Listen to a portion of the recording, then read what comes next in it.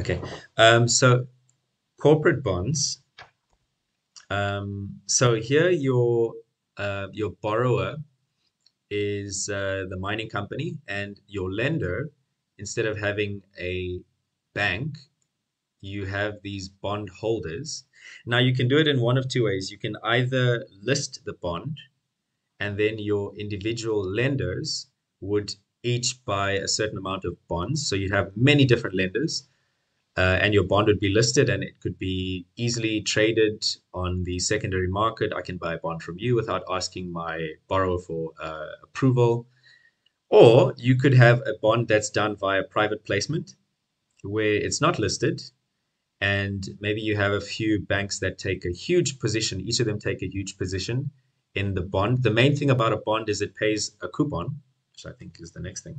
It pays a coupon, and then at the end, you get a big bullet, which is your capital repayment. Okay.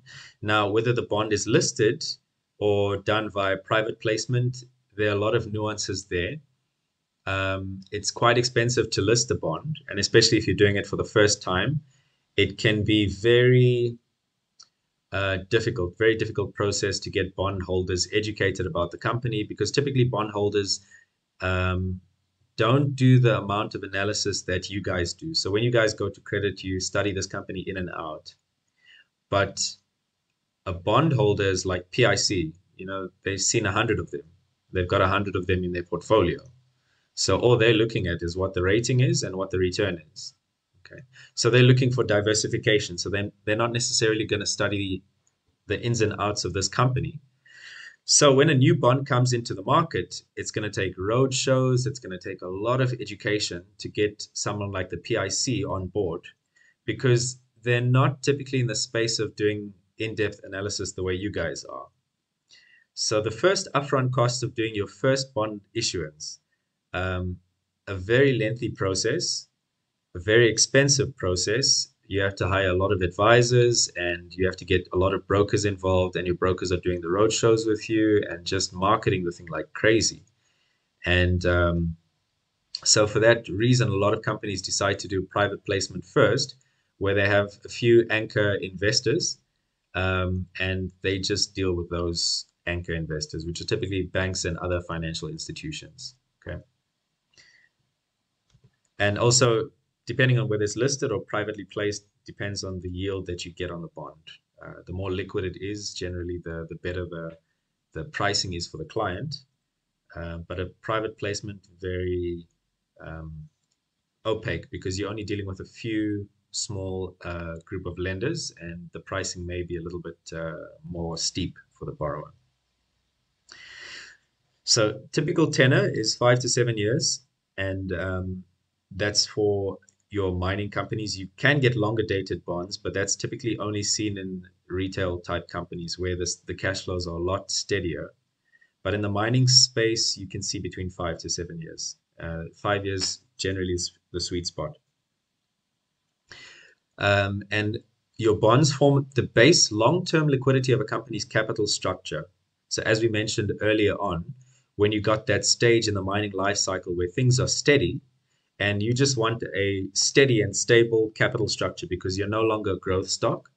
You're now seen as a dividend-paying company, and your investors want that predictability, but they want that upside. So they don't want, you know, uh, as many, you want to eliminate as many moving parts as you can. So an amort is a moving part. So you don't know what the cost of capital will be. Maybe they need to replenish that debt. Just want something stable. So bonds solve that problem for you. Your investors know, okay, this is my cost of capital, because even if the bonds trade in the open market and they fluctuate in yield, my coupon was agreed to on day one.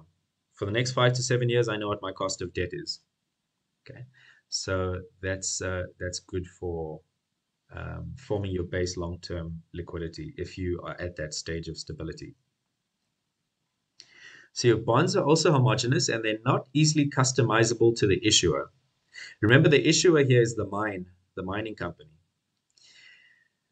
Um, as I said before, your bond investors, think of government pension fund, think of the PIC. Okay. So, you know, They have 100 bonds in their portfolio, and you want to issue something that looks different to 99 other bonds. I think they're just going to say, okay, we'll miss this one. We'll see you guys next time. Okay, let's just see how you guys do because your bond looks differently to the 100 ones that we have or 99 others that we have in our portfolio. Basically, this is where your advisors come in. Your advisors look at the market and they look at what are the salient features of most of the bonds that are trading. And basically, your bond needs to conform to whatever's commercial, what the market wants. You can't really deviate too much, even if your mine is the best thing on earth, and you really need, let's say, semi-annual coupons, but you need the coupons to increase in value as your cash flow builds up in your mine. Your advisors will say, no, we need a fixed coupon amount because that's where the market is. The market doesn't have enough time to do due diligence on your ramp up profile to grant you that in the first year the coupon is 1%, next year 2%, next year 3%, etc., etc. So for that reason, your corporate bonds are very homogeneous. If you want to raise a bond, you look at what everybody else is doing and basically boilerplate, copy paste, same tenor. You look at the industry, you look at the risk. That's how you gauge what your coupon should be. Same redemption provisions, same default provisions, same covenants, boilerplate. And then you'd attract a lot of investment in your bond.